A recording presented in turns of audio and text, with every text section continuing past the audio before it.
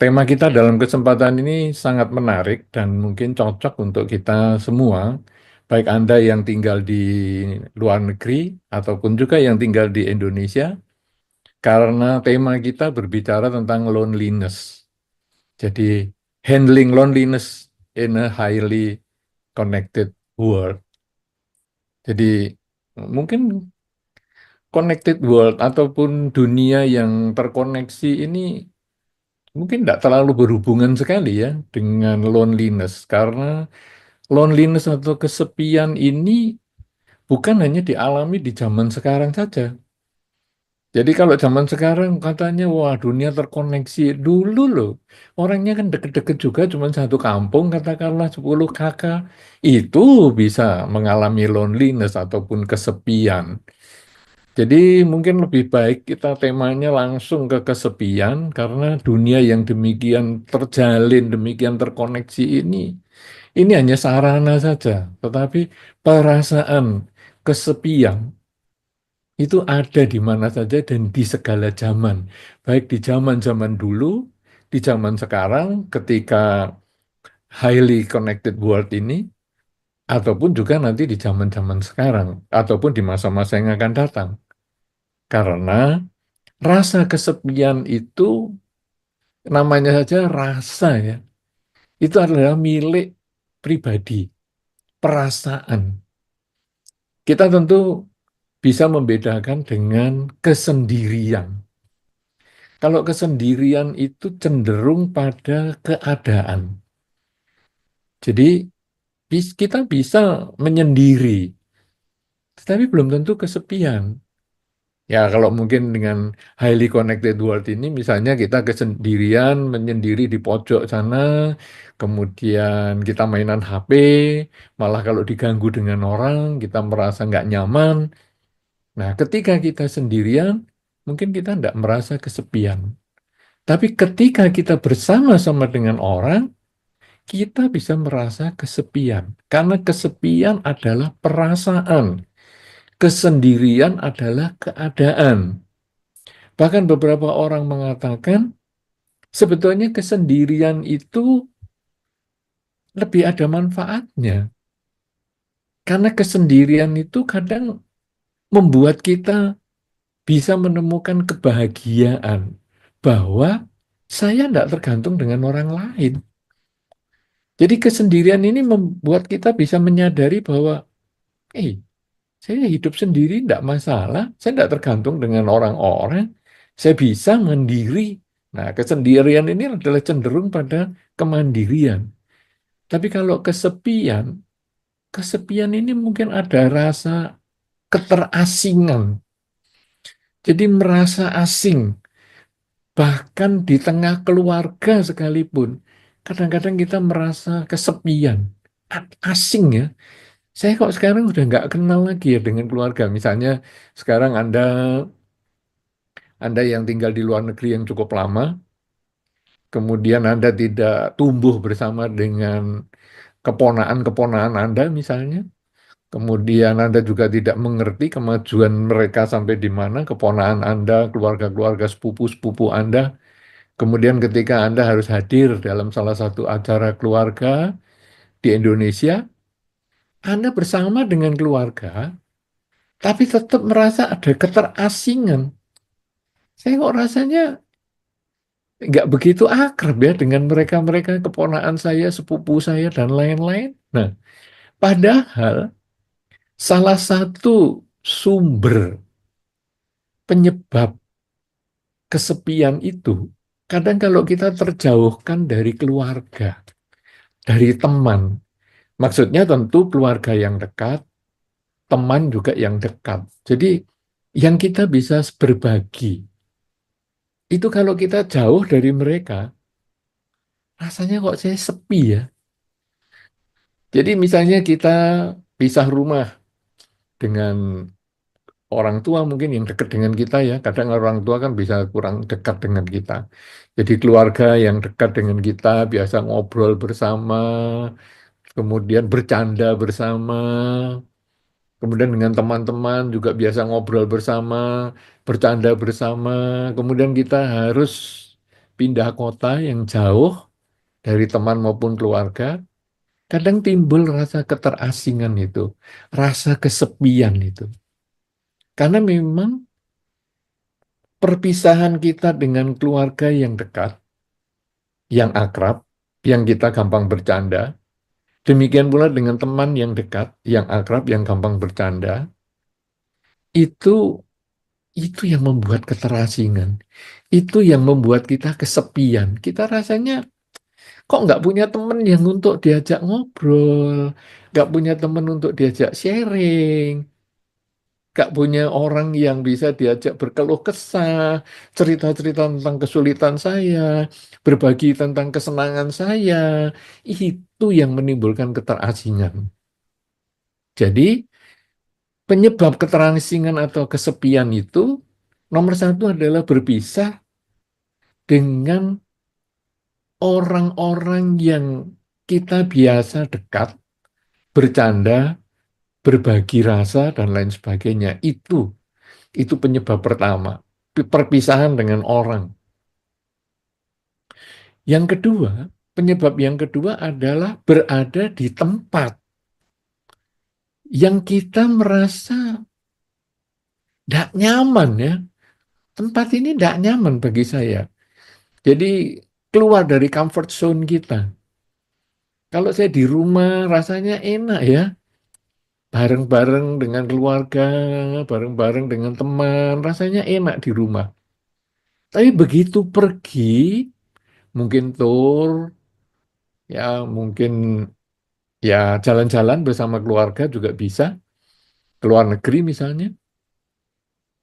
Kok walaupun saya bertemu dengan teman-teman saya, bertemu dengan keluarga saya, berkumpul selalu dengan mereka, tapi di tempat yang nggak nyaman kok ya nggak enak ya. Ada rasa nggak seperti biasanya. Nah, jadi kalau yang pertama ini perpisahan dengan orang, itu menimbulkan ketidaknyamanan, keterasingan, kesepian, loneliness. Kemudian kalau yang kedua ini berhubungan dengan tempat. Jadi ketika kita pindah tempat, rasanya nggak nyaman. Nah ini cocok sekali untuk mereka-mereka yang tinggal di luar negeri. Kadang-kadang tinggal di luar negeri kita kangen dengan orang tua kita, kangen dengan teman kita, ya kita rasanya kok udah lama ya nggak bercanda, ya kok nggak pernah makan-makan lagi di restoran si itu. Kita dulu senang sekali kumpul-kumpul di sana. Nah itu kalau kita di luar negeri begitu. Tapi di luar negeri dengan teman, di luar negeri dengan orang tua, kadang-kadang perasaan itu tetap nggak nyaman. Ada rasa kok nggak feel at home ya. Nah, jadi tempat ini juga pengaruh untuk menimbulkan kesepian, keterasingan. Selain orang, selain tempat, juga berhubungan dengan pergaulan. Jadi, kadang-kadang kita merasa gagap untuk menjalin hubungan dengan orang-orang baru di sekitar kita. Kalau tadi saya katakan misalnya kita pulang dari luar negeri ya, kuliah di luar negeri, kerja di luar negeri sampai bertahun-tahun, sampai mungkin belasan tahun misalnya. Kemudian pulang kita lihat keponakan kita, lihat sepupu kita, yang kita tidak pernah tahu kelahiran mereka. Kita tidak pernah tahu masa kecilnya mereka karena kita sibuk dengan pekerjaan, kemudian di dalam WA group juga jarang disinggung. Jadi ketika kita pulang nih, kok kaku ya saya mau bergaul sama mereka ya? Kok nggak nyaman ya bergaul dengan mereka? Lah itu juga menimbulkan kesepian. Jadi ketika mereka ngobrol ketawa terbahak-bahak, kita melongo. Ya kok gitu ya? Pak aku kok jadi tidak punya teman ya? Ini dulu keluarga saya yang biasa dekat sama saya, sekarang kumpulnya sama ponakan yang itu, sepupu yang itu, nggak begitu akrab aku sama mereka. Nah, jadi rasa kesepian ini tidak selalu harus di tempat di luar negeri atau mana, tidak.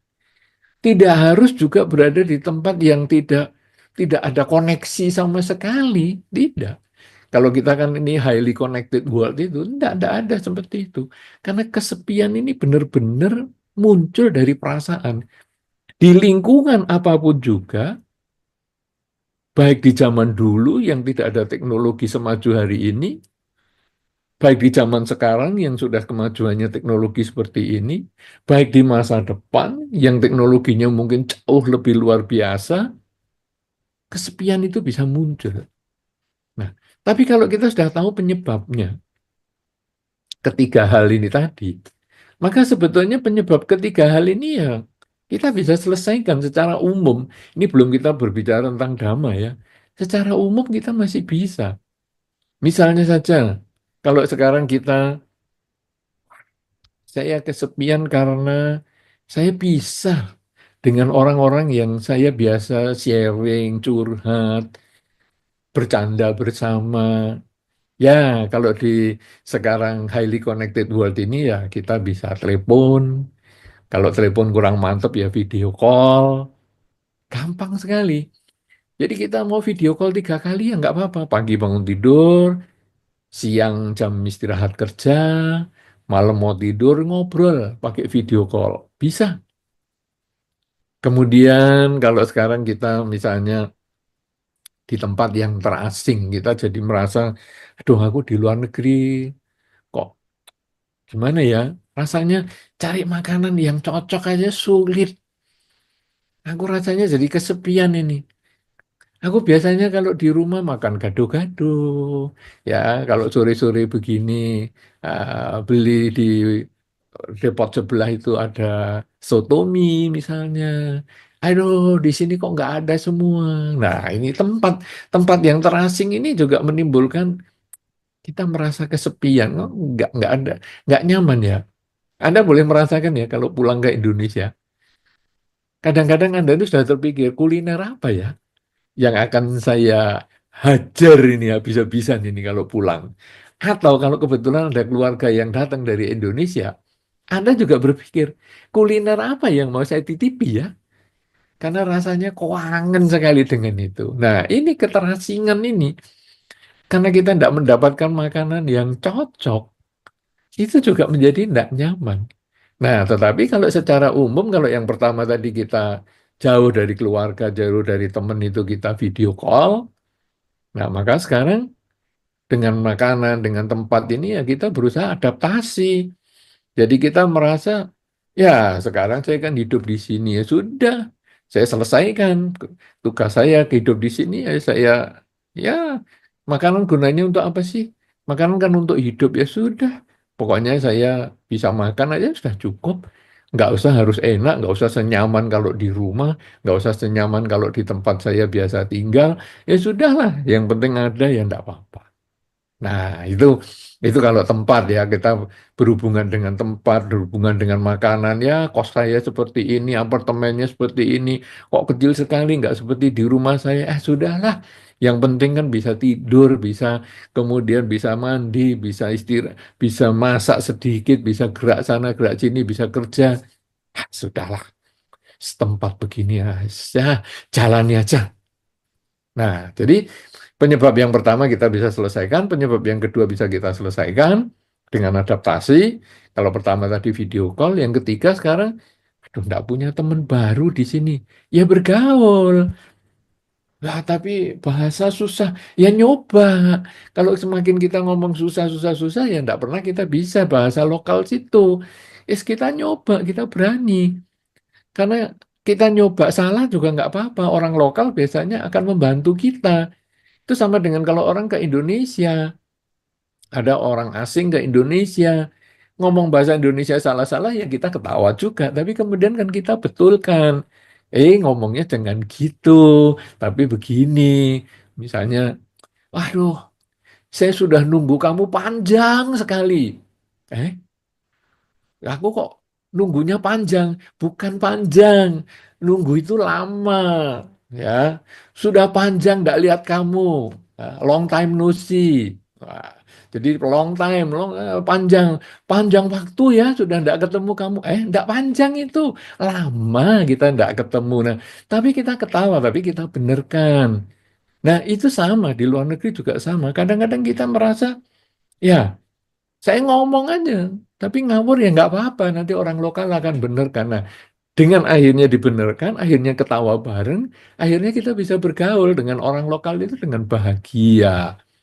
Nah, jadi tiga problem kesepian, penyebab kesepian itu sebetulnya kita bisa atasi. Ya, tanpa pemahaman dhamma pun secara umum kita sudah bisa atasi. Ya, kalau pertama itu jauh dari teman, jauh dari keluarga, ya video call. Kalau yang kedua, kita merasa di tempat yang terasing, ya kita adaptasi. Nah, yang ketiga, kalau kita merasa tidak punya teman, kita tidak punya hubungan yang dekat, ya menjalin hubungan, mulai kita berkomunikasi, bergaul. Nah, ini yang secara umum. Nah, sekarang bagaimana kalau secara dhamma? Cara menyelesaikannya gimana?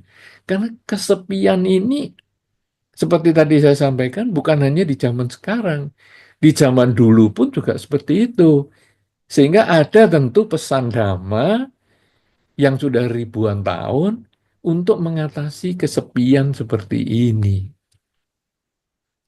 Nah, kalau di dalam dhamma, salah satu cara untuk mengatasi kesepian itu, yang pertama, marilah. Kalau di dalam berkah utama ada yang disebut samanananca dasanang. Marilah kita melihat, mengunjungi para pertapa. Nah, jadi saya menyarankan beberapa teman kalau sudah pergi ke luar negeri, carilah wihara yang terdekat. Hari ini gampang ya, highly connected world ini cari saja di Google atau di apa, pokoknya kita cari, kita pergi ke kota A, kemudian kita cari di kota A ini ada wihara apa saja ya. Nah, kemudian kita nyari.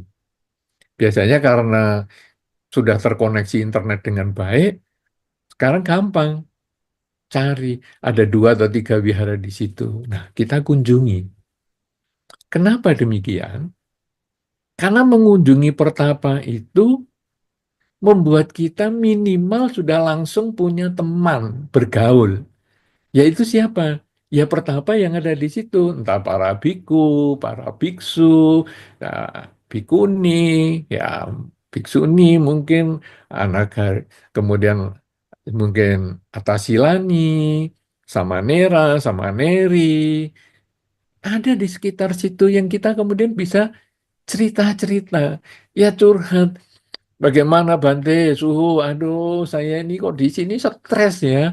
Pekerjaan saya banyak, teman ngobrol nggak ada. Sini sini saya ngobrol-ngobrol sama suhu sini. No, kita akhirnya ketemu Kalyanamita, ketemu teman. Walaupun itu ya suhu, mungkin itu biksu, mungkin itu Bante yang terdekat di situ, enggak apa-apa. Karena itu kalau kita pergi ke wihara dan kemudian kita bergaul dengan para biku yang di situ atau para pertapa yang di situ, maka mereka bisa memberikan dukungan spiritual. Ini penting sekali. Ada dukungan spiritual. Aduh, saya stres, saya pengen pulang. Aduh, kangen. Tenanglah, nak. Sabar sebentar. Kan di dalam Dhamma kan ada kesabaran itu adalah praktek tapa yang tertinggi. Nah, ini dukungan spiritual. Kita diingatkan lagi dengan petuah-petuah Sang Buddha. Kesabaran adalah praktek pertapaan yang tertinggi. Coba, kamu sudah di sini berapa tahun? Ya, 3 bulan, Bante. Coba, sekarang tambah sebulan lagi. Sebulan lagi tetap gak kerasan Bante. Sudah berapa bulan kamu di sini? 4 bulan Bante. Coba, sudah 4 bulan masa nggak tahan? Coba sekali lagi. Coba sekali lagi. Lama-lama akhirnya, ya, ya sudahlah Bante jalani aja. Loh, ini dukungan spiritual. Dengan kita pergi ke biara, bertemu dengan para biksu ataupun biku di situ, membuat kita ini ada semangat.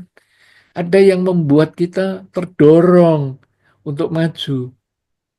Wah, Bantenya nggak bisa ngomong bahasa Indonesia. Nggak apa-apa. Ya kita belajar bahasa lokal yang digunakan oleh Bantenya. Ya sebisa-bisanya. Wah, nggak asik. Coba dulu. Nah, dengan mencoba, akhirnya pelan-pelan, pelan-pelan kita bisa. Apalagi karena kita ke biara, kadang-kadang ketemu umat yang sering datang ke biara itu. Nah, umat-umat ini pertama tentu nggak kenal kita. Tapi kemudian karena kita sering ke biara, kita ngobrol dengan mereka. Ya sebisanya. Kita menjalin pergaulan. Seperti tadi yang merupakan salah satu stres, penyebab stres itu kan karena kurangnya pergaulan dengan orang lokal yang di sekitar kita tinggal. Nah ini kita pergi ke wihara. Mulailah kita bergaul, ngobrol. Dari mana ini? Oh, saya dari negara A. Negara A ini banyak Buddhisnya enggak?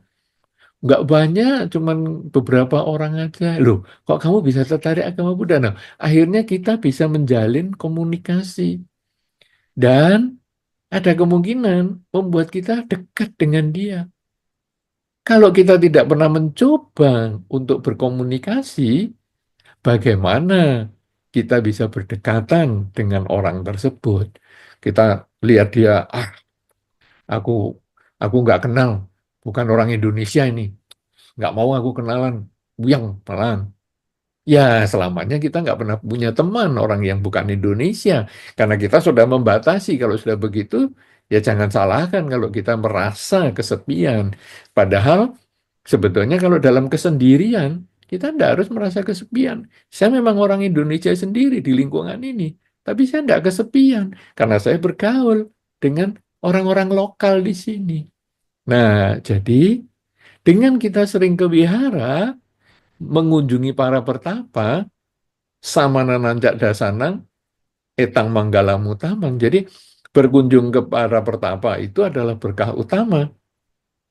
Maka saya selain mendapat dukungan spiritual, saya karena berteman dengan beberapa umat di situ, saya memperoleh dukungan sosial. Saya merasa diterima di masyarakat itu. Dan ini dapat mengurangi kesepian. Nah, itu kalau yang pertama. Yang kedua, ke wihara itu bukan hanya nyapu-nyapu, bukan hanya ngepel. Melihat biku ya cuma dari jauh dilihatin. Oh, ada Bante, bule. Oh, ada Bante dari India. Oh, ada Bante dari Sri Lanka, dari Tiongkok. Bukan. Tapi kita coba mendengar dhammanya. Jadi kita mulai mendengarkan dhamma. Kita datang ke wihara, kita dengar, ya seperti tadi yang saya sampaikan, kadang kita tanya-tanya problem kita, kesulitan-kesulitan kita ketika berada di negara yang berbeda dari negara tempat kita dilahirkan. Nah, kita tanya dengan dia. Ini sebetulnya kita mendengarkan dhamma. Sekaligus, kalau di dalam highly connected world ini, kita bisa mendengarkan dhamma itu juga secara online. Karena bertemu dengan para biku juga tidak harus di wihara langsung. Bisa juga bertemu dengan para biku itu secara online. Ya, seperti yang sekarang, ya, dari Indonesian Buddhist Community Singapura ini mengadakan puja bakti seperti ini secara online. Kita ketemu langsung. Saya seolah-olah hadir dengan Anda, walaupun hadir secara virtual. Tetapi mendengarkan damanya kan tidak berkurang maknanya. Karena pertemuannya kan juga sama pertemuannya. Dan nanti habis ini juga bisa ada tanya jawab kan sama. Cuman memang secara fisik kita tidak ketemu. Tapi bukan berarti itu akan berkurang nilai dhamanya. Sama. Nah, jadi kita mendengarkan dhamma secara online bisa, secara offline juga bisa. Kita berkunjung ke wihara setempat. Ya, beberapa teman yang latihan di Bodhigiri, ya dia berkunjung dan setiap pagi mendengarkan diskusi dhamma secara langsung juga bisa. Nah, kenapa mendengarkan dhamma ini penting? Karena mendengarkan dhamma itu mengkondisikan kita menyadari, loh, saya ini merasa kesepian, ternyata karena keinginan saya sendiri. Jadi saya ingin selalu bertemu dengan teman-teman saya. Saya ingin selalu berkumpul dengan orang tua saya. Saya ingin selalu makan makanan kesenangan saya. Itu kan saya waktu masih kecil. Tanggung jawab saya masih belum besar. Nah, sekarang kan saya tanggung jawabnya lebih banyak. Saya harus bekerja, saya harus mencari nafkah untuk menghidupi keluarga. Nah, kalau begitu bagaimana? Ya, berarti keinginan saya yang harus saya kendalikan. Jadi mungkin saya akan kompromi. Misalnya setahun sekali saya pulang ke Indonesia kumpul-kumpul dengan mereka. Tapi sepanjang tahun ini benar-benar saya fokus pada tujuan saya. Tujuan saya berada di luar negeri ini apa? Untuk bekerja. Oke. Pokoknya sekarang saya fokus pada pekerjaan. Nah, dengan kita mendengarkan dhamma, kita kemudian diingatkan pada tujuan hidup kita. Kenapa saya harus jauh dari keluarga? Kenapa saya harus di negara yang berbeda? Kenapa saya harus jauh dari teman-teman saya? Karena saya punya tujuan untuk memajukan kualitas ekonomi, kemandirian ekonomi saya. Nah, dengan mengerti tujuan itu, membuat kita kemudian lebih bersemangat, menjadi ada dukungan spiritual lagi untuk kita bertahan di tempat kita yang merasa tadinya merasa kesepian. Setelah kita bertemu dengan para biku ataupun para pertapa, baik secara online maupun offline, kemudian kita juga mendengarkan dhamma. Di dalam mendengarkan dhamma itu, kita diajarkan untuk melatih sila, kemoralan, dan meditasi. Kemoralan itu gunanya apa? Kemoralan itu gunanya untuk mengatakan tidak. Makanya kemoralan berbicara tentang tidak membunuh, tidak mencuri, tidak berzina, tidak bohong, tidak mabuk-mabukan. Berarti menggunakan kata tidak. Menggunakan kata tidak berarti mengendalikan keinginan. Sehingga ketika kita dilatih untuk melatih sila, maka keinginan kita itu yang tidak pantas mulai kita kendalikan. Saya ingin membunuh nyamuk ini. Enggak lah, saya akan melatih sila, kemoralan, tidak membunuh. Nah, akhirnya saya pengen pulang. Pulang ke Indonesia sudah saya kangen banget. Tidak, saya harus punya komitmen yang harus saya selesaikan. Tujuan hidup saya pergi ke luar negeri ini apa? Untuk ini. Sudah, itu saya selesaikan dulu. Nah, jadi kita terbiasa mengatakan tidak pada keinginan kita. Karena tidak ingin membunuh, tidak ingin mencuri, tidak ingin berzina, tidak ingin bohong, tidak ingin mabuk-mabukan, maka saya tidak ingin pulang, saya tidak ingin gagal, saya tidak ingin menjadi tujuan saya kacau misalnya. Nah, itu kebiasaan mengatakan tidak membuat kita lebih bisa mengendalikan diri. Kemudian selain melatih sila, kita juga diajarkan di dalam wihara itu adalah melatih meditasi. Nah, meditasi ini belajar bagaimana kita menyadari saat ini sedang apa. Oh, saat ini nafas sedang masuk. Saat ini nafas sedang keluar. Saat ini nafas masuk, saat ini nafas keluar. Kita terus seperti itu. Hasilnya apa? Hasilnya kita terbiasa. Saat ini saya sedang apa? Saat ini saya sedang tinggal di luar negeri. Saat ini saya sedang bekerja. Saya punya tujuan hidup untuk meningkatkan kualitas ekonomi ataupun kemandirian ekonomi. Berarti keinginan saya merasa kesepian itu karena keinginan saya berkumpul dengan orang tua, keluarga, teman. Itu masa lalu, itu masa kecil saya. Sudah, pokoknya saat ini saya sedang apa? Saat ini saya sedang bekerja. Nah, nanti saya tidak bisa pulang, itu urusan nanti.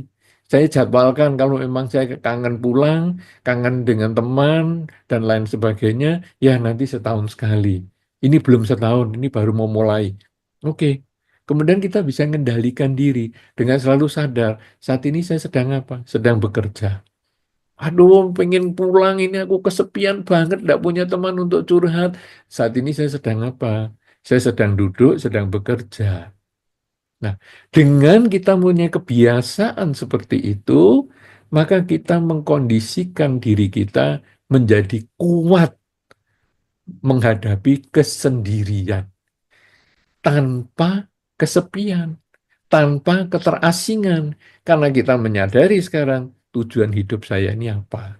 Nah, kalau kita sudah bertemu dengan para pertapa, baik secara online maupun offline, kemudian mendengarkan dhamma secara online maupun offline, kemudian kita praktek dhamma, melaksanakan sila, berarti mengatakan tidak hal-hal yang kita inginkan, yang tidak sesuai kita katakan tidak, melaksanakan meditasi, menyadari hidup adalah saat ini, kemudian yang keempat adalah diajarkan di dalam dhamma, yaitu bagaimana kita mengembangkan kebajikan.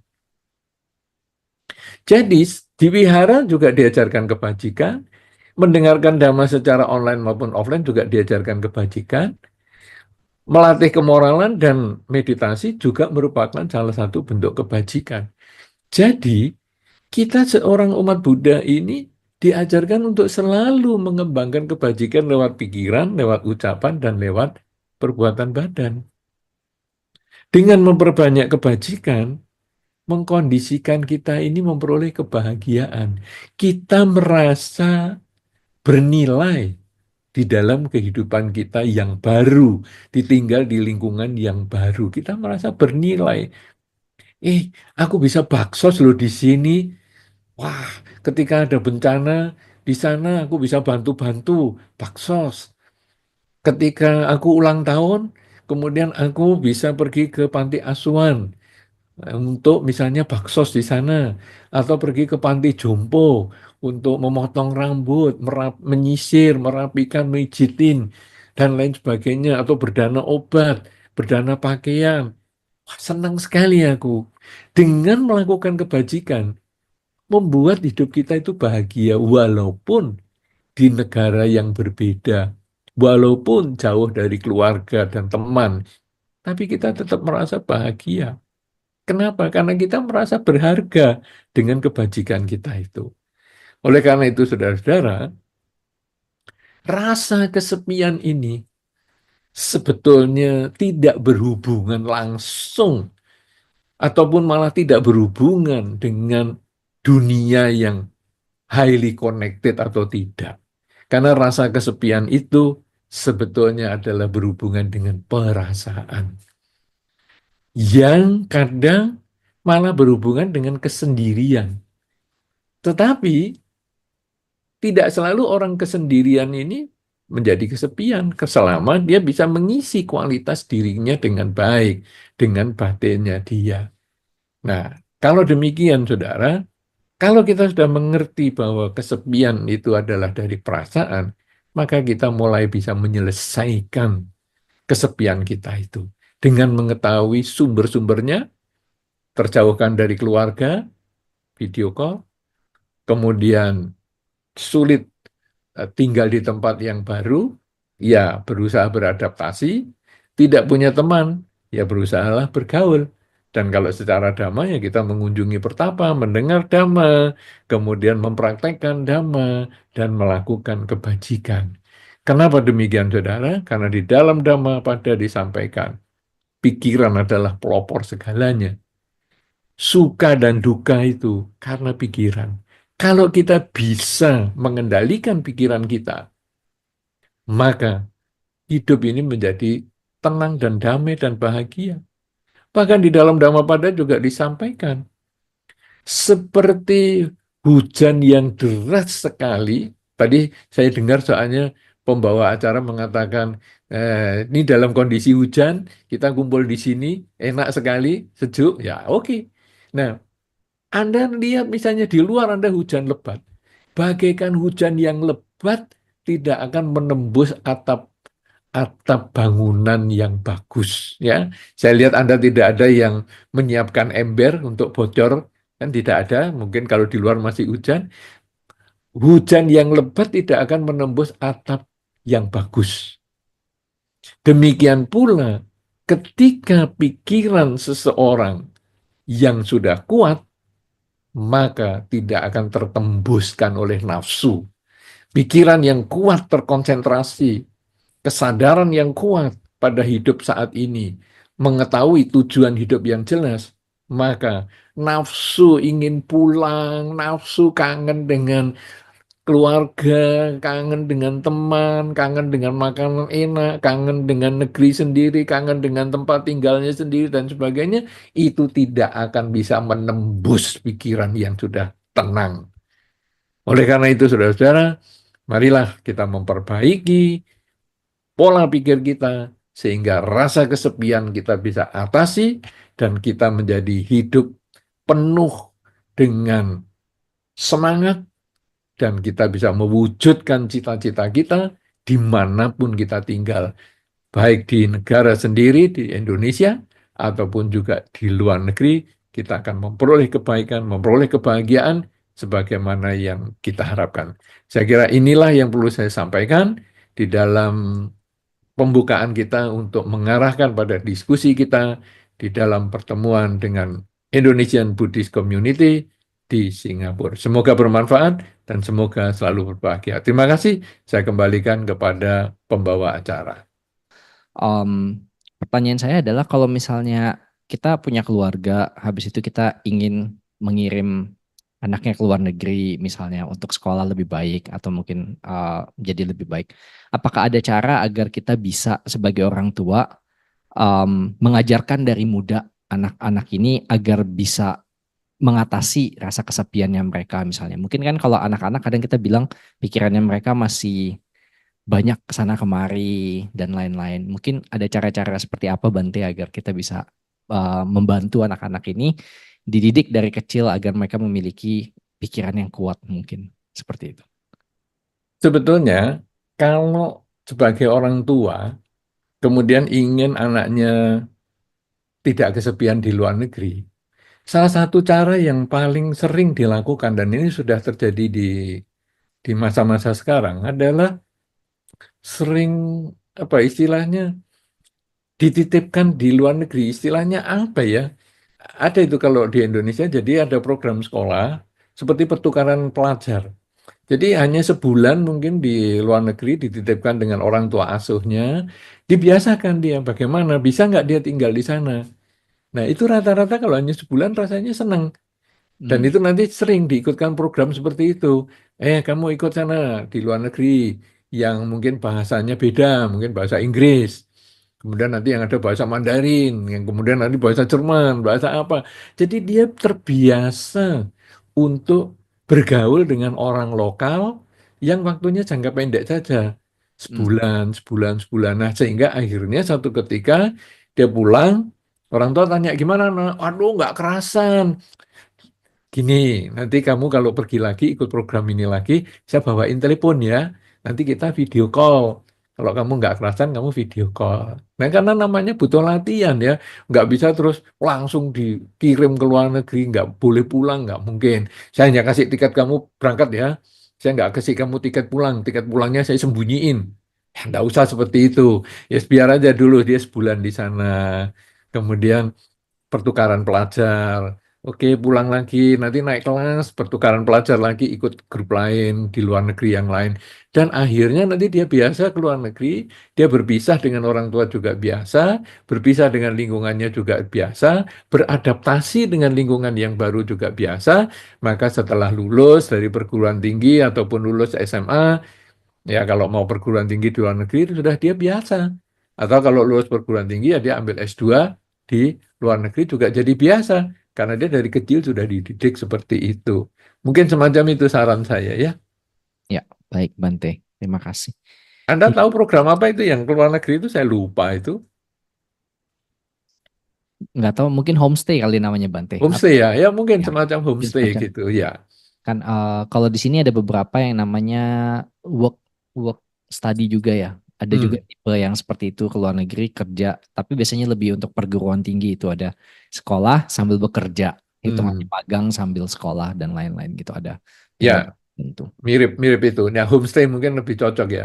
Itu Ya, juga di Indonesia kadang ada yang homestay-nya kalau masih tingkat SD, kadang ada yang di homestay kan di tempat lain. Jadi dulu di Wiara Balirejo atau di Desa Balirejo itu pernah menjadi tempat homestay-nya anak-anak Jakarta, anak SD, SMP ya, di homestay. Jadi mereka dari orang Jakarta, orang kota, kemudian tinggal di daerah, kemudian seminggu di situ. Wah, itu seru juga.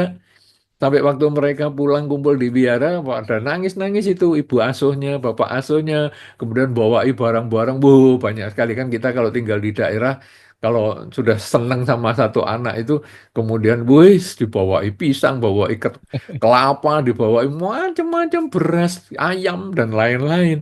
Dan anaknya juga bisa nangis loh ditinggal atau mereka mau pergi itu. Padahal tiap hari ya anak-anak yang dari Jakarta itu diajak ke sawah, hmm, diajak ambil makanan untuk kambing, ngasih makan kambing, dan lain-lain, memandikan sapi. Mereka happy, karena itu betul-betul pengalaman yang luar biasa. Ya, tapi itu oke, bagus. Istilahnya homestay mungkin ya cocok, ingat juga saya ada istilah itu. ya, baik. Terima kasih Bante. Di sini ada yang mau nanya? Sepi pertanyaan ini kayaknya. Kok, ya, balik. Ya, selamat siang Bante. Ya, saya izin bertanya.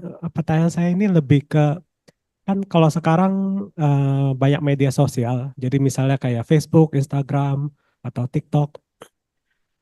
Bagaimana menurut Bante karena kalau kita merasa kesepian, kadang-kadang itu kita cari perhatian.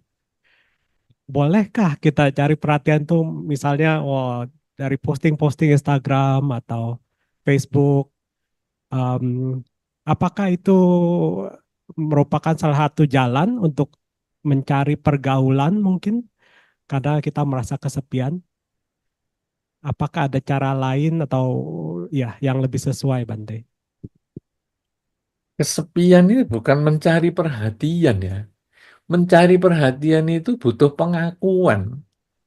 Jadi misalnya ya, mencari perhatian di lingkungan teman-teman nih, misalnya punya jam baru, misalnya. Ih, jamku baru loh. Nah, ini flexing-flexing gitu ya. Ini jamku baru loh. Itu mencari perhatian. Itu lebih cenderung mencari pengakuan.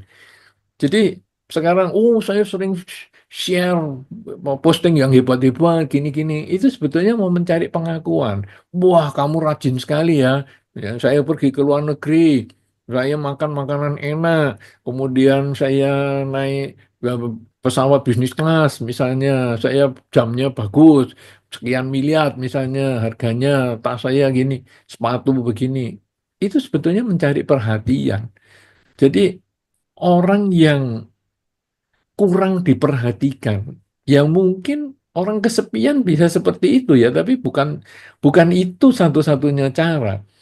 Saya lebih melihat bahwa kesepian itu kan rasa. Rasa yang disebabkan beberapa hal tadi, yaitu merasa terjauhkan dari keluarga atau teman, kemudian juga merasa berada di tempat yang berbeda, asing, keterasingan, kemudian juga merasa kurang teman. Nah, mungkin yang tadi media sosial itu kurang teman, jadi dia, wah, posting yang aneh-aneh. Kalau nanti dikritik, senang. Kadang-kadang ada orang malah mencari yang kontroversi seperti itu supaya dikritik, dijelekkan. Itu merasa, wah, saya diperhatikan. Kenapa? Karena orang menjelekkan kita itu, dia punya pandangan, orang yang menjelekkan kita itu adalah orang yang memperhatikan kita dari sudut negatif. Orang yang memuji kita adalah orang yang memperhatikan kita dari sudut positif. Jadi saya mau bergaulnya dengan orang-orang yang gitu. Ini saya kira ya cara yang kurang tepat karena kita harus melihat dulu penyebabnya. Minimal ada penyebab tiga hal itu. Kalau dia kurang perhatian dengan teman ataupun mungkin keluarga dan sebagainya, coba hubungi mereka. Mungkin mereka masih ada kesibukan atau apa ya. Oke, kita sekarang menjalin hubungan dengan teman yang yang sesungguhnya, bukan dengan media sosial yang kemudian kita menyebar berita-berita yang aneh-aneh itu. Tapi itu bisa, bukan berarti tidak bisa.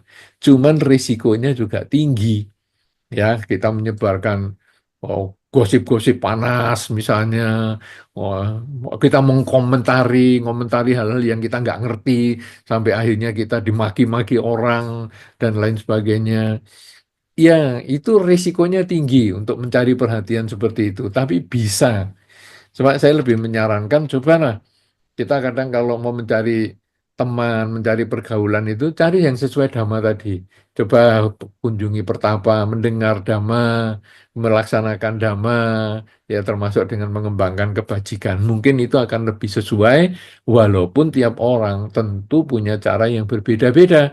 Salah satunya ya flexing itu supaya, oh temanku banyak duit, ini aku duitnya banyak, aku duit banyak, aku duit banyak. Kemudian ayo traktir aku, ayo traktir. Wah, kemudian senang sekali kita seperti punya banyak teman karena duit kita. Nah, misalnya, ya oke lah, itu juga salah satu cara. Mungkin dengan yang tadi Anda sebutkan, dengan berbagi di media sosial, yang kadang nggak mikir apa saja yang dia bagikan itu bisa menimbulkan problem atau tidak, ya itu mungkin salah satu cara. Cuman saya tidak menyarankan seperti itu karena itu berisiko tinggi untuk masa depan seseorang juga.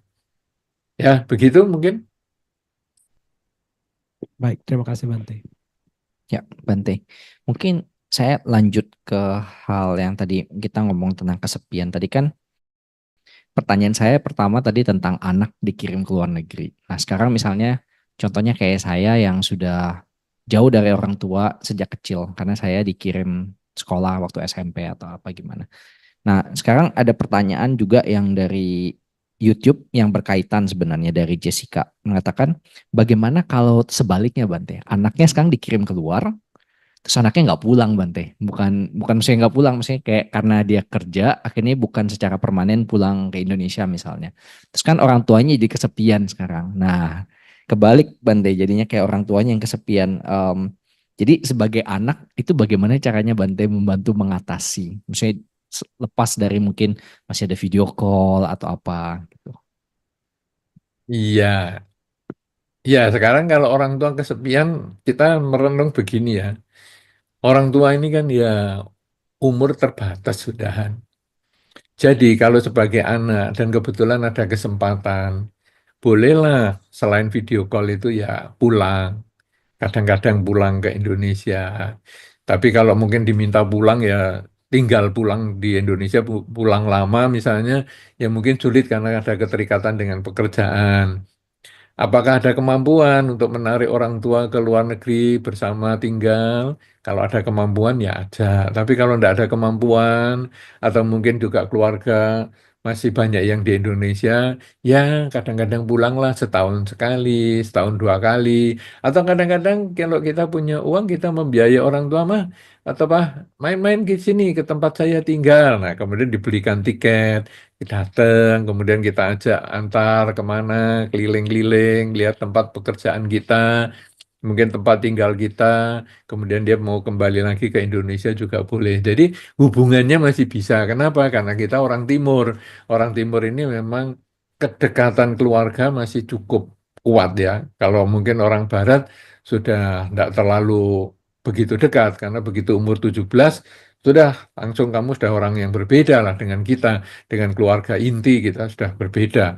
Tapi kita yang orang timur ini masih hubungannya dekat. Karena itu ketika orang tua masih kuat, mah apa bisa ndak main-main ke negara yang tempat saya tinggal ini ada tiketnya, tak carikan kamu. Misalnya, atau ya saya kadang-kadang pulang.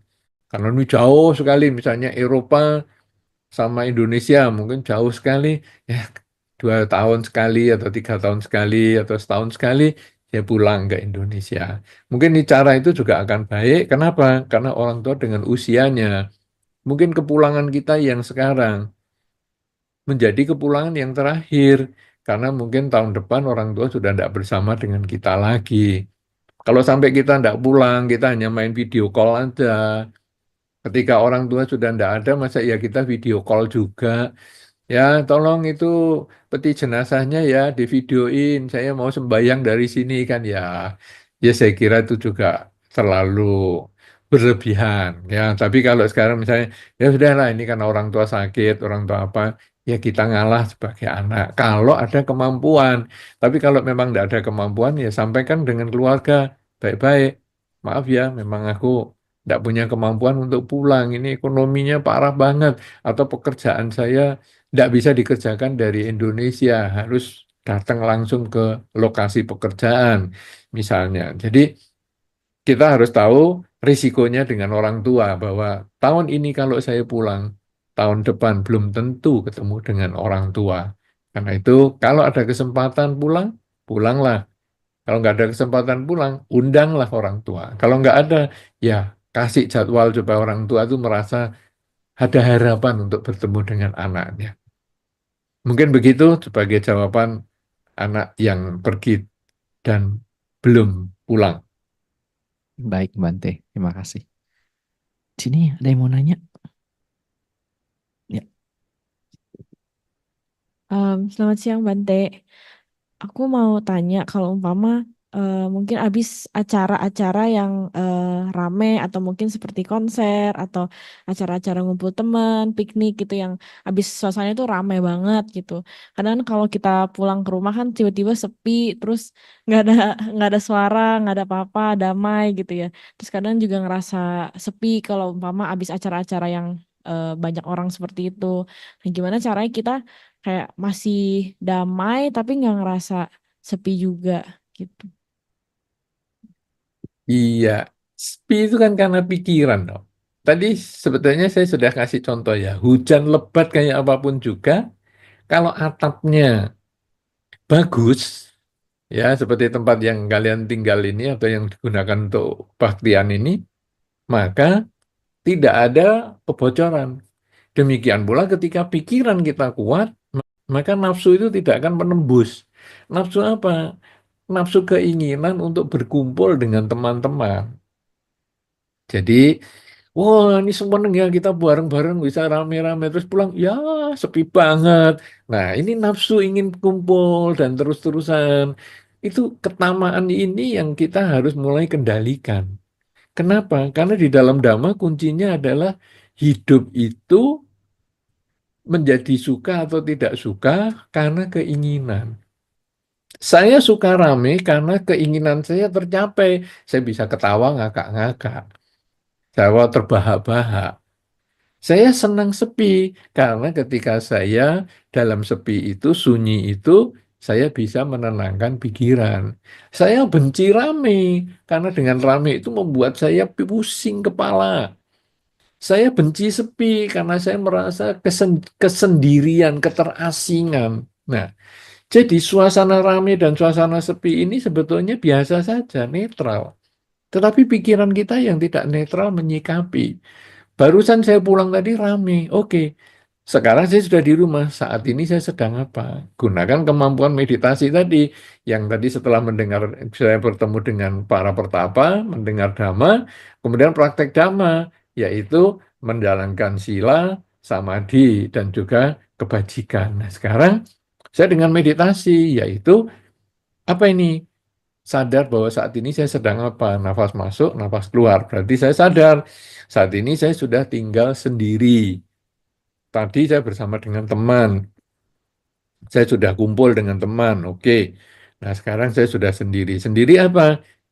Nah, saya mungkin mau baca-baca, saya mungkin mau browsing-browsing internet, atau saya mungkin mau meditasi, saya mau berbaring, mau istirahat, silakan. Jadi perasaan kesepian itu ada, perasaan perbedaan situasi yang demikian kontras itu ada, tetapi kita kemudian kuncinya adalah menyadari saat ini saya sedang apa.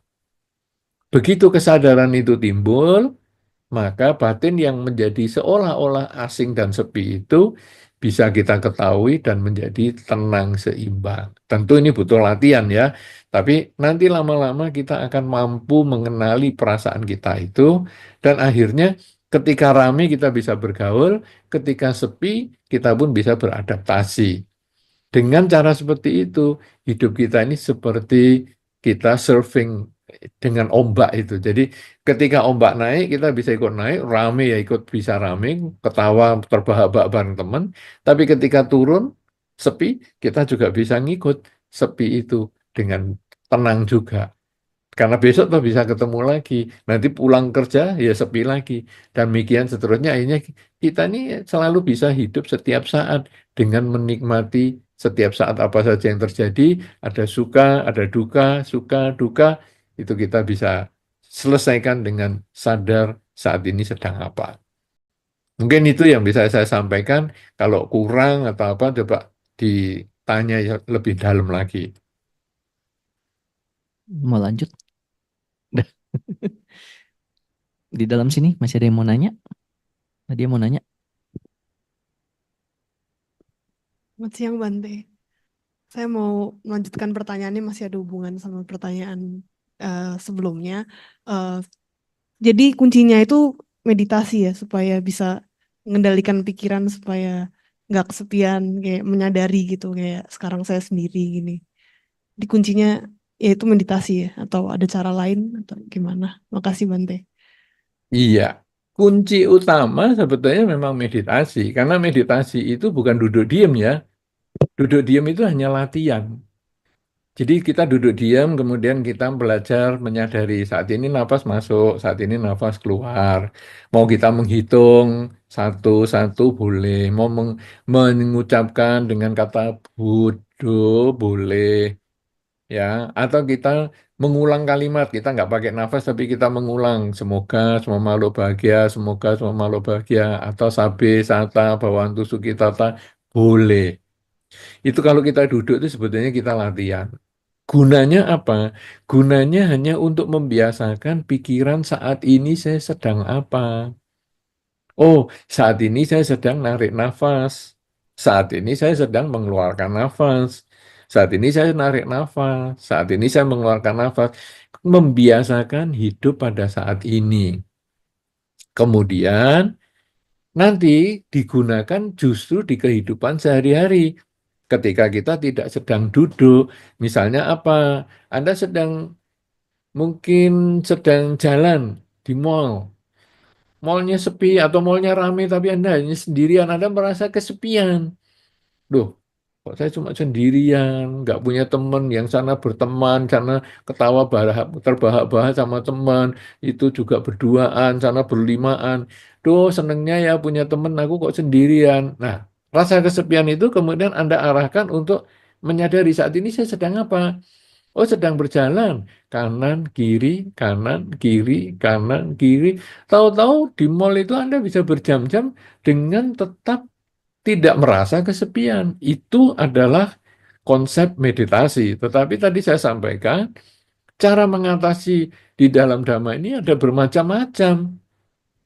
Ya, salah satunya misalnya Anda berbuat baik itu pun adalah termasuk upaya Anda berdamai dengan diri Anda sendiri.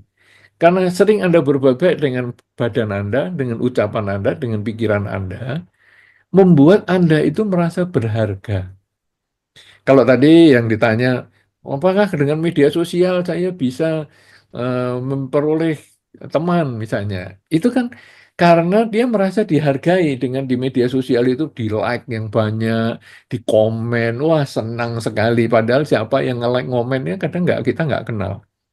Tapi dengan saya berbuat baik banyak, mungkin saya pergi ke panti asuhan, ke panti jompo, kemudian saya melakukan banyak kegiatan sosial. Saya merasa berharga. Dan merasa berharga itu, atau merasa dihargai itu bisa mengurangi rasa kesepian. Jadi saya merasa happy itu walaupun sendirian. Kenapa? Karena saya merasa lingkungan saya menerima saya, menghargai saya. Kenapa? Karena saya banyak berbuat baik dengan pikiran, ucapan, dan perilaku. Nah, rasa itu juga bisa kita munculkan untuk mengatasi kesepian, bukan hanya dengan meditasi saja, ya. Kemudian bergaul dengan teman-teman, ya, itu juga termasuk bisa mengurangi kesepian. Tadi yang teman sebelumnya kan sudah mengatakan, oh nonton konser bareng. Tidak ada kesepian, yang pulang sendirian kesepian. Nah, berarti kan ketika bareng-bareng bersama teman itu ada dukungan sosial, itu yang menimbulkan kita ada rasa yang mengatasi untuk kesepian itu sendiri. Jadi banyak upaya untuk mengatasi kesepian. Yang jelas kesepian itu asalnya dari pikiran. Karena itu pikiran ini yang kita harus kuasai. Bukan dengan aneh-aneh misalnya minum minuman keras, kemudian narkoba dan lain sebagainya. Itu bukan mengatasi kesepian, itu melarikan diri dari masalah. Karena kita tidak menyelesaikan masalahnya, yaitu ada di pikiran kita.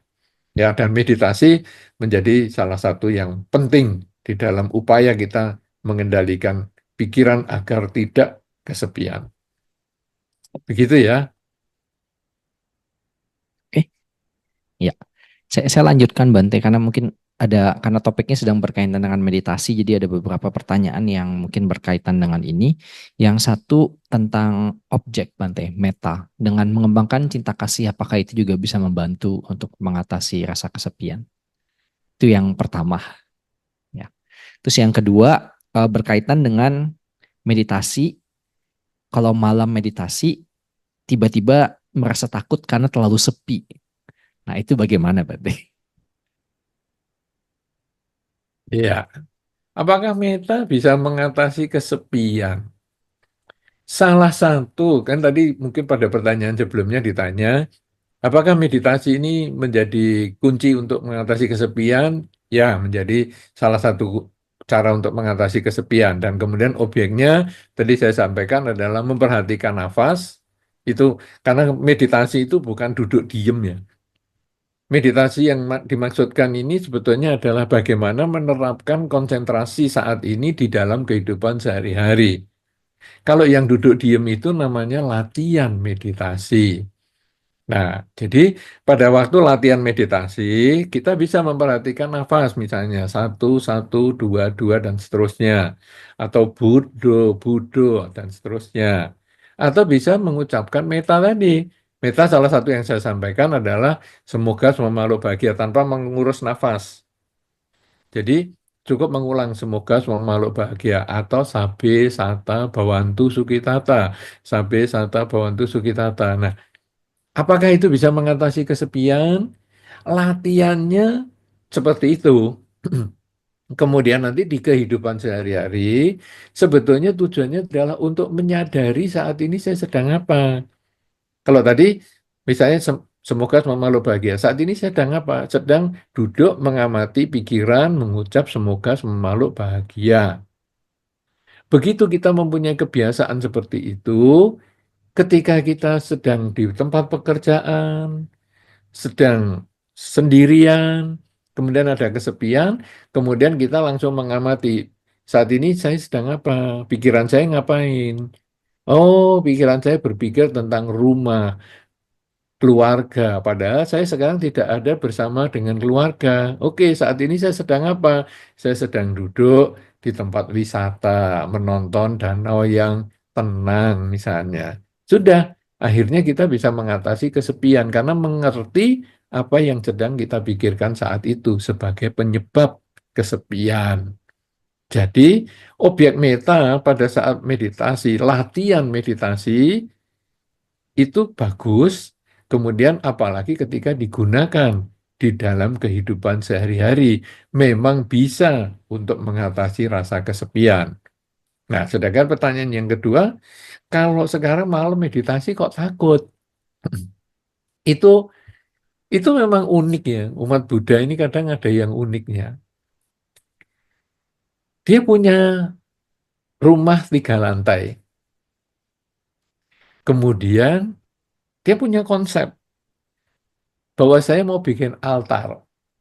Saya letakkan di tempat yang paling tinggi, yaitu di lantai 3. Lantai 1 ada kamar, dan ada orang tua juga tinggal situ. Lantai 2 ya ada kamar untuk anak-anak dan sebagainya. Lantai 3 itu kosong. Spesial hanya untuk altar, jadi besar untuk altar. Ketika rumahnya baru, Wah, dia rajin baca parita di atas. Undang umat baca parita di lantai 3. Tapi karena tahu kalau rumah itu kalau yang atas selalu kosong, kemudian apalagi kadang umat Buddha itu kalau altarnya kan dibikin agak remang-remang, ya ada cuman ada lilin 2, lampu lilin elektrik itu, kemudian di ujung itu lampunya ya remang-remang kan nggak terang seperti terang benderang itu kan tidak, karena hemat listrik juga, jadi terang remang-remang gitu. Suruh meditasi di situ takut loh. Malas hanya suruh baca parita aja takut. Sampai ada yang mengatakan, saya suruh pembantu saya, Bante, untuk ngasih pasang dupa di atas loh. Lah pembantunya bukan Buddhis, malah suruh di atas. Lah saya takut, Bante. Loh kamu yang punya altar aja takut, orang lain disuruh nggak takut tuh gimana coba? Dan ini kan aneh, kamu yang buat altar sendiri, kamu yang punya rumah 3 lantai sendiri, kamu yang menentukan altarnya di lantai ketiga. Lah kok kamu takut sendiri tuh gimana? Nah, kenapa saudara takut? Takut itu adalah permainan pikiran. Orang yang tidak konsentrasi itulah yang timbul takut. Jadi, kalau nanti dalam konsep meditasi tadi yang dikatakan kuncinya hidup ini meditasi di dalam Dhamma, ya bisa disebut begitu. Sekarang manusia itu punya 3 dimensi waktu. Masa lalu, masa sekarang, dan masa depan. Masa lalu pernah hidup tapi sudah tidak hidup. Ini hanya kenangan. Masa depan akan hidup tapi belum tentu hidup. Ini masih impian. Masa sekarang inilah hidup, inilah kenyataan. Nah, kemudian kesepian. Kesepian itu timbul dari mana? Masa lalu. Aduh, seneng ya kumpul dengan papa, mama, kumpul dengan adik-adik, kakak, kumpul dengan teman-teman. Enak sekali ya. Sekarang nggak ada. Tapi pikirannya masih tentang masa lalu terus. Akhirnya kesepian. Lalu nggak kerasan tinggal di satu tempat itu. Kenapa? Karena bayangkan, aduh nanti bagaimana kalau sekian lama aku nggak ketemu papa mama, sekian lama nggak ketemu teman, sekian lama saya nggak merasakan kuliner dan lain sebagainya, kuliner Indonesia dan lain-lain. Itu yang menimbulkan kesepian. Nah, kalau tadi diarahkan pada hidup saat ini, maka akhirnya kita menjadi tenang. Kenapa? Karena saat inilah yang kenyataan, masa lalu ini kenangan, masa depan ini masih impian. Nah, sekarang demikian pula dengan rasa takut. Rasa takut itu bukan pada masa kini. Rasa takut itu adalah berbicara masa lalu. Aku nonton film-film horor. Biasanya ya, ini kalau sudah gelap-gelap remeng-remeng gini, ruangannya ini kan besar nih. Masa lantai 3 ini semuanya khusus hanya untuk Buddha Rupang segede itu. Wah, sepi sekali ya. Dalam film horor, kalau sepi-sepi begini, ada suara benda jatuh saja saya sudah kaget. Nah, apalagi kalau di lantai 3, misalnya itu pakai atap genteng, kemudian ada perubahan udara, siang malam, siang ada benda-benda yang memuai karena panas, malam ada benda-benda yang menyusut karena dingin, itu di plafon bisa bunyi macam-macam. Ada klotak sana, klotak sini, wah, wah, wah, wah, wah, wah. Nah, ini kenapa? Karena masa lalu saya pernah nonton film horor. Masa yang akan datang, mungkin saya akan ketemu makhluk. Mungkin saya akan ketemu makhluk. Jadi masa sekarang ini saya gelisah terus karena berbicara masa lalu dan masa depan, masa lalu, masa depan. Coba kalau sekarang dia ingat pada saat ini saya sedang apa. Kalau tadi yang saya contohkan dengan jalan di mall itu. Pokoknya saya sudah kanan, kiri, kanan, kiri, kanan, kiri. Tenang dia. Demikian pula ini. Saat ini saya sedang apa? Saya sedang berjalan kanan, kiri, kanan, kiri. Saya sedang apa nih? Sedang bersujud. Saya sedang apa nih? Sedang membaca parita. Kalau dia fokus pada saat ini, dia tidak akan takut. Nah, jadi sekarang bagaimana teman yang tadi meditasi malam itu takut? Nomor 1, coba kalau mau meditasi ngajak temen. Karena rasa takut itu biasanya kalau ada temen jadi berani. Minimal kalau ketemu makhluk, biar sama-sama temennya juga takut kan ada temennya. Nah, itu sebetulnya ya ada pikiran semacam itu ya. Nah, jadi cari teman. Biasanya maka kalau di rumah meditasi itu idealnya bersama dengan pasangan hidup. Kalau suami istri itu sangat ideal sekali suami istri meditasi bareng. Tapi kalau enggak ya ngajak anak, ngajak teman, ngajak apa siapa pun itu bisa satu dengan teman. Yang kedua, sebetulnya kita harus ngatasi rasa takut itu. Yaitu takutnya itu gimana? Misalnya tadi rumah yang di lantai 3. Takutnya itu kalau malam, misalnya karena gelap, oke, dia mulai berada di ruangan itu sejak sore, ketika dia masih nggak takut. Kemudian dia meditasi atau tutup mata. Kemudian kalau takut dia buka mata. Sudah berani lagi tutup mata. Takut buka mata. Karena biasanya takut itu karena dipengaruhi oleh penglihatan. Jadi kita tidak lihat apa-apa itu yang mengerikan. Makanya kan kadang aneh. Orang takut, kamu takut apa? Takut yang tidak terlihat. Loh, tidak terlihat kok kamu takuti. Ya justru karena nggak terlihat itu saya takut. Kalau terlihat saya nggak takut. Nah kan ya aneh ini. Mau lihat aja nggak. Kamu seumur hidup pernah lihat nggak? Nggak pernah. Nah kenapa takut? Ya karena saya lihat di film. Ya film itu makhluk halus saja takut lihat filmnya itu. Karena menakutkan lebihan daripada aslinya. Nah, jadi mulai dari sore masih terang, kemudian kita buka mata di situ, tutup mata, buka, tutup, dan sampai akhirnya malam makin gelap kita masih seperti itu. Dan kalau nanti sudah terlatih sekali 2 kali, akhirnya biasa lagi. Karena keberanian itu hanya karena kita merasa kurang percaya diri.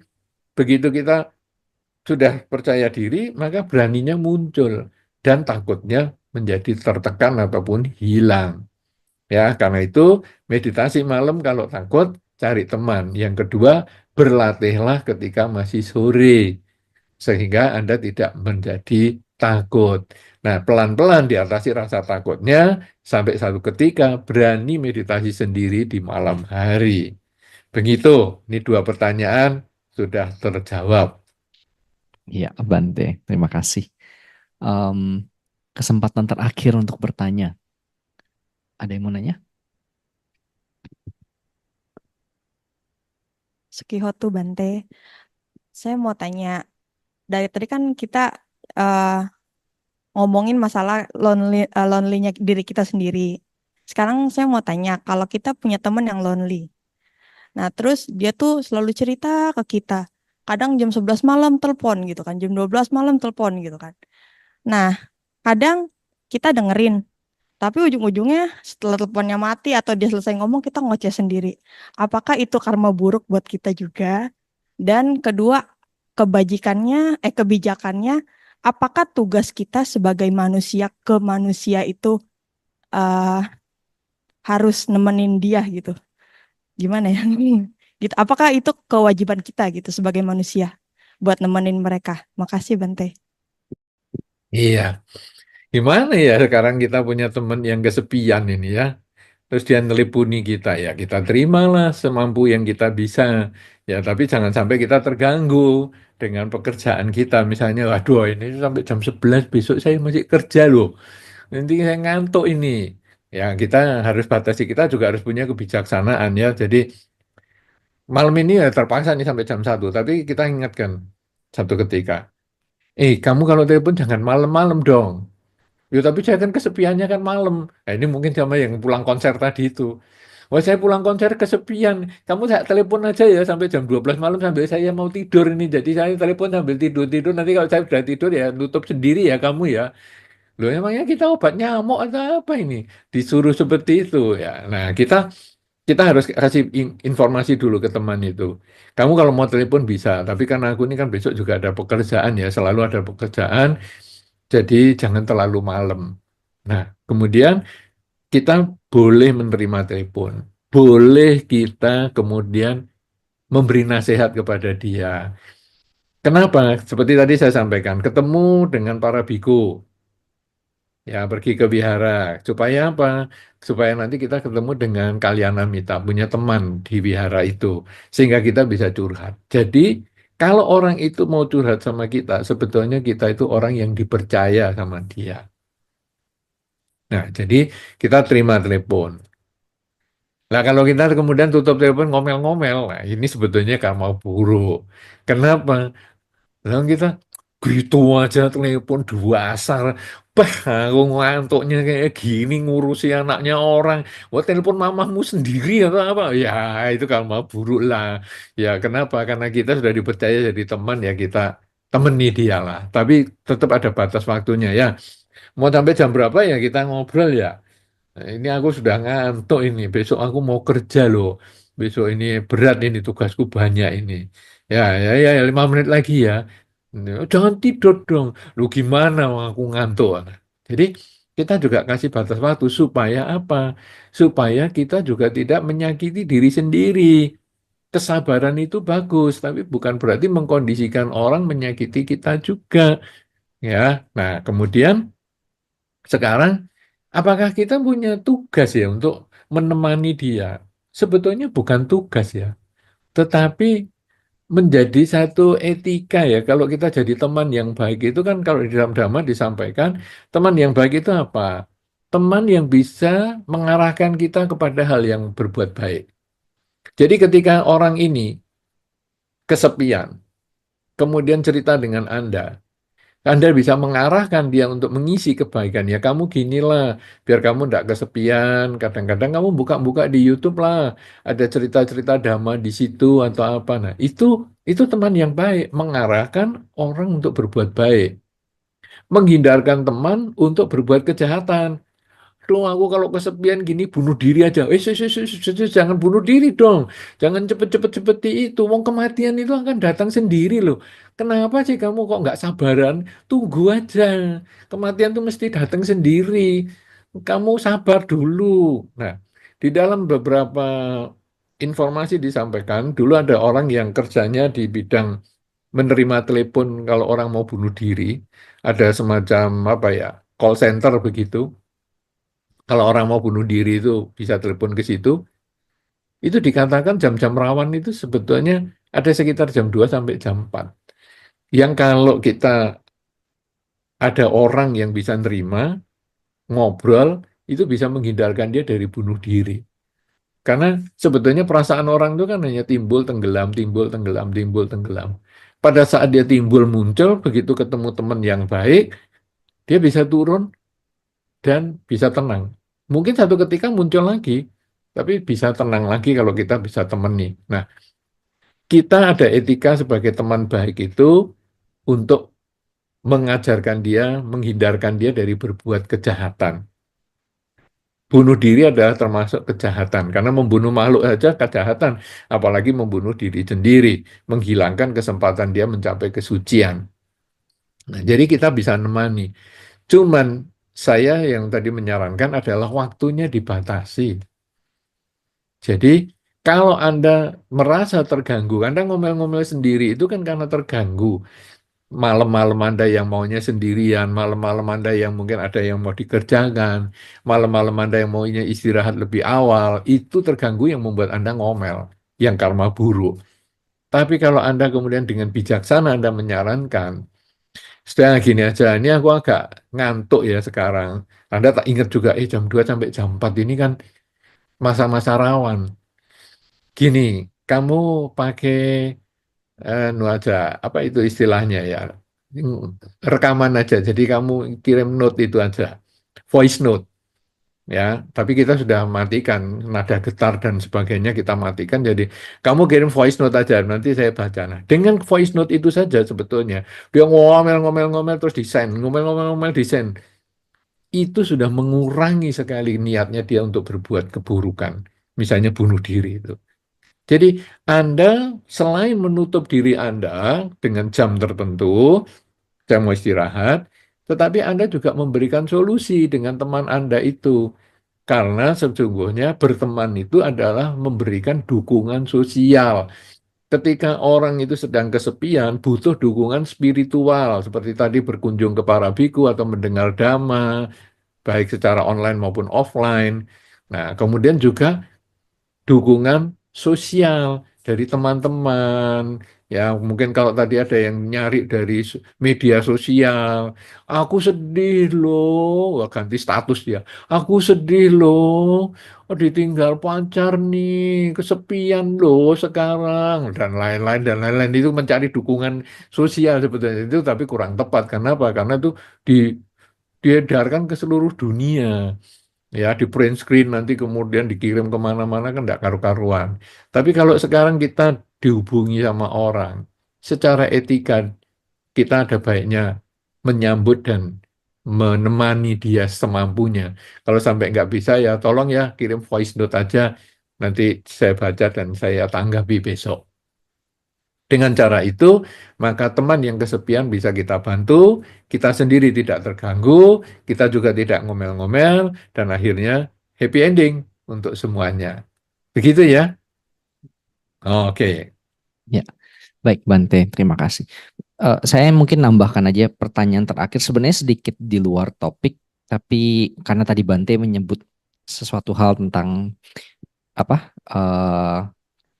mencegah teman berbuat buruk, misalnya contohnya nggak diangkat teleponnya tiba-tiba mau bunuh diri atau apa gitu. Jadi ini ada satu pertanyaan mungkin nggak terlalu berkaitan, tapi ini um, tentang DNR, do not resuscitate, artinya tidak menandatangani surat untuk tidak diselamatkan pada saat kondisi kritis atau seperti itu Bante. Jadi pertanyaannya adalah misalnya apakah seorang bapak melakukan kesepakatan do not resuscitate, tidak mau CPR atau tidak mau dibantu karena tidak mau merepotkan anak yang tinggal di beda negara, apakah itu termasuk tindakan bunuh diri Bante?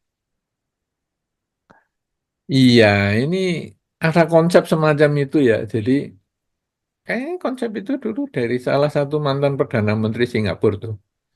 Yang dia mengatakan, ya namanya orang sudah sakit ini ya enggak usah diurus lah. Kalau memang mau mati-mati enggak usah diperpanjang lah dengan diobati ini, obati itu, dimasukkan ICU dan lain sebagainya. Toh endingnya ya mati juga. Kayaknya itu salah satu Perdana Menterinya itu seperti itu ya. Nah ini apakah cocok ya? Kemudian nanti di salah satu negara di Eropa, kemudian bisa eutanasia juga. Jadi, ini sekarang saya sudah cukup ya umur saya ya. Kemudian saya juga sudah konsultasi dengan dokter, tinggal kapan saya mau pencet tombol itu bisa. Itu juga ada sudah di negara Eropa. Jadi kita gampang mau menentukan. Sekarang biasanya orang kan menentukan lahir ya. Jadi lahirnya kapan ini? Oh, yang bagus adalah 17 Agustus karena bersamaan dengan tahun kemerdekaan, tanggal kemerdekaan Indonesia. Jadi kalau kita ulang tahun nanti dirayakan di seluruh Indonesia misalnya. Ya, ya itu bisa. Sekarang kematian ya bisa diatur begitu. Aku juga mau mati tanggal 17 Agustus misalnya, pencetnya ke Eropa sana bisa. Nah, ini gimana ya? Ini kan apakah ini bagus atau enggak bagus? Sebetulnya kalau secara dhamma ini tidak terlalu bagus. Karena apa demikian? Di dalam dhamma ada salah satu nasihat Sang Buddha tentang mempertahankan kekayaan. Di situ Sang Buddha menyampaikan bahwa upaya mempertahankan kekayaan itu nomor satu. Kalau ada barang rusak diperbaiki, kalau ada barang hilang dicari. Nah, artinya apa? Tubuh kita ini adalah bagian dari kekayaan juga yang diberikan oleh orang tua kita. Ini warisan loh. Orang tua melahirkan kita dari kepala sampai kaki ini nggak ada spare part yang diambil dari luar ya. Saya kayaknya hidungnya nggak bener nih kita ganti bempernya sepeda motor misalnya kan tidak juga. Jadi ini benar-benar sudah desain orang tua yang kasih ini warisan. Nah, tubuh kita ini harus dijaga. Kalau tadi disampaikan harta itu yang rusak diperbaiki. Jadi kalau tubuh sakit, ini harus berusaha mencari obat. Jangan sampai tidak mencari obat, bahkan mengatakan karma. Ya, saya sakit ini karena karma ya. Jadi kalau nanti karma buruk saya sudah habis, kan karma baik saya berbuah, yaitu sembuh. Jadi sakit ini saya biarkan aja sampai karma buruk saya bosen dan nanti akan sembuh sendiri. Ya keliru. Sang Buddha saja punya dokter namanya Jiwaka Komara Baca itu. Jadi Sang Buddha ketika luka di kakinya karena lemparan batu dari Dewa Data, kan tidak mengatakan, oh ini karma saya, ya sudahlah, biarkan aja nanti kalau sudah karmanya selesai kan berhenti sendiri darahnya. Ya tidak, itu ya diurus sama dokter jiwaka itu sampai akhirnya sembuh. Demikian pula dengan biku yang sakit, kemudian dibersihkan dan diobati, itu berarti menunjukkan Sang Buddha pun menghargai kesehatan. Ya, kemudian Sang Buddha juga mengatakan bahwa arogya paramanglaba. Jadi tidak sakit itu adalah keuntungan yang terbesar, laba yang terbesar, parama. Jadi artinya kesehatan itu penting sekali. Orang kalau tidak menjaga kesehatan itu sebetulnya malah bikin karma buruk. Kenapa? Karena dia memperpendek usia tubuh. Yang hasilnya nanti dia juga mengurangi kesempatan untuk berbuat baik. Jadi kalau sakit diobati, walaupun tua juga diobati. Dulu ada satu orang tua yang sudah di sekitar Blitar yang sudah mau meninggal. Dokter aja sudah mengatakan angkat tangan. Dia juga minta disuntik mati juga. Cuman di Indonesia kan tidak boleh. Cuman dokternya sudah ngomong ini dibawa pulang aja. Nah, kemudian orang tua ini mengatakan, ya sudahlah saya suntik mati, tidak bisa. Keluarganya juga sudah setuju, sudahlah, ini nggak usah diobati, bakal mati.